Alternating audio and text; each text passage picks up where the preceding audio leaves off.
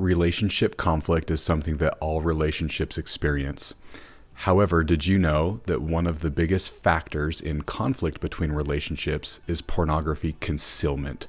This isn't just necessarily pornography use, but keeping it hidden from your partner and not talking about it. According to one study in 2017, it was not uncommon for both partners in the relationship to underestimate the frequency of pornography use in their partner.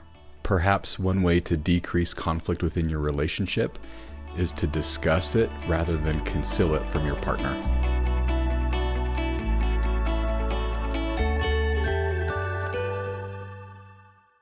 A lot of people want to know if it's really possible that their porn use is a problem.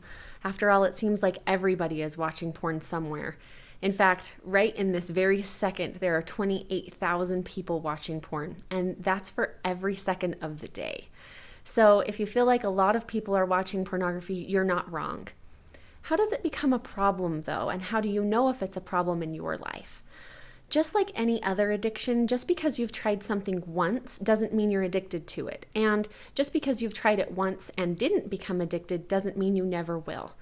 This is the same as addiction with substances. You can try a substance one time and you may or may not become addicted to it in that moment or with subsequent use. And pornography use is the same way. Maybe you'll become addicted to it and maybe you won't.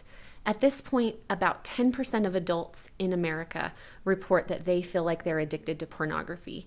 And of those adults, they spend about 11 hours a day watching pornography. So how do you know if you're addicted? I think it's really important to look at a couple of specific things that can make it more likely that you'll be addicted to watching pornography. There are a lot of things that are co-occurring. That means that they happen at the same time as pornography addiction. Things like anxiety, depression, family history of having addiction problems, and having other co-occurring mood disorders or social anxiety make you much more likely to become addicted to pornography. Other things that I think would be important to note are that pornography can become a kind of coping skill that people use. And so initially, pornography use might not be a real big issue for you, but if it becomes something that you do to cope with your emotions, your loneliness, your stress, it's more likely that it's going to become an addiction. These are things that you need to watch out for. If you are addicted, there are some specific symptoms that you'll probably notice. The first is that you start to have cravings to watch pornography. It's something that comes into your mind often and it feels really, really difficult to get rid of that craving. In fact, you notice that you have this urge to act on it as soon as that craving comes up and your mind has a hard time thinking of other things. The next thing that is an indication that you have a problem is that you find yourself doing whatever you can to watch pornography, even if it's going to have negative consequences for you. If you find that you're watching pornography at work or it's getting in the way of your relationships and you're still watching it. And especially if you find yourself lying about your pornography use. This is a good indication that your pornography use has become a problem. If pornography use is a problem for you, you're not alone. There's a lot of help out there and lots of different kinds of therapies like cognitive behavioral therapy or CBT or dialectical behavior therapy, which is known as DBT, can be really useful in helping you to treat this. But before you can treat it, you have to recognize that you have a problem. One of the things that I often tell my clients is say to yourself, I would know I have a problem when I start, and then fill in the blank. Really, some of those things that we talked about, like lying, I would know I have a problem when I start lying about it. Or I would know I have a problem when I start letting it get in the way of my relationships. Some of these things can help us realize when the pornography use has really become a problem and is crossing the line into addiction and becoming something that we really need to address.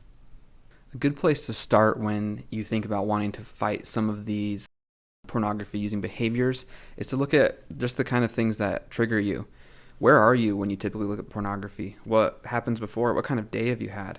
Oftentimes we run into similar looking situations that lead us into a pornography using behavior.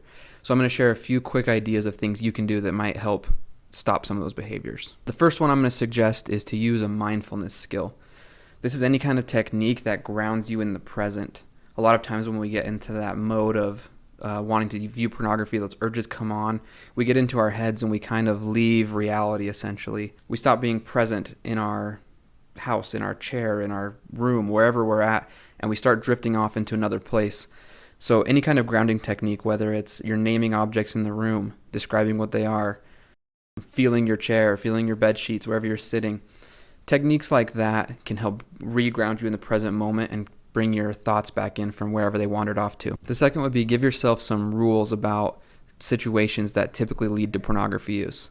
This could be things like no phone in the bathroom or plugging your phone in at night out of reach of where you're sleeping. Setting these boundaries for yourself can go a long ways in combating some of that behavior and breaking that behavior cycle. Next, I would recommend being really reflective and asking yourself, what kind of things am I telling myself to give myself permission to view pornography? What am I using to justify it? Am I saying, who is it going to hurt? I haven't done it this week, so what is one time going to matter? I just don't want to go to bed yet. These kind of justifications typically work when we're not thinking too hard about them, but when you do give it some thought, you might realize that they're not very good justifications and that they're more excuses. This last one might seem a little extreme, but can be really helpful. If you typically find yourself viewing pornography in your room, rearrange the room. Change where you sleep on the bed. This tells our brain we're in a different situation, and it's harder to dissociate when we're in a new spot because it's different. It's not as comfortable as what we're used to. And shaking it up like that can tell your brain, look, when my room was this was my room, and I viewed pornography in this room. Now I'm resetting. I've got this new room, and in this new room, I don't view pornography. Thanks for joining in on our episode today talking about escape behaviors in pornography. Subscribe to the channel to stay up to date with all of the content that we are sharing and hopefully learn some interventions that might help improve your ability to cope with some of the stressors of life.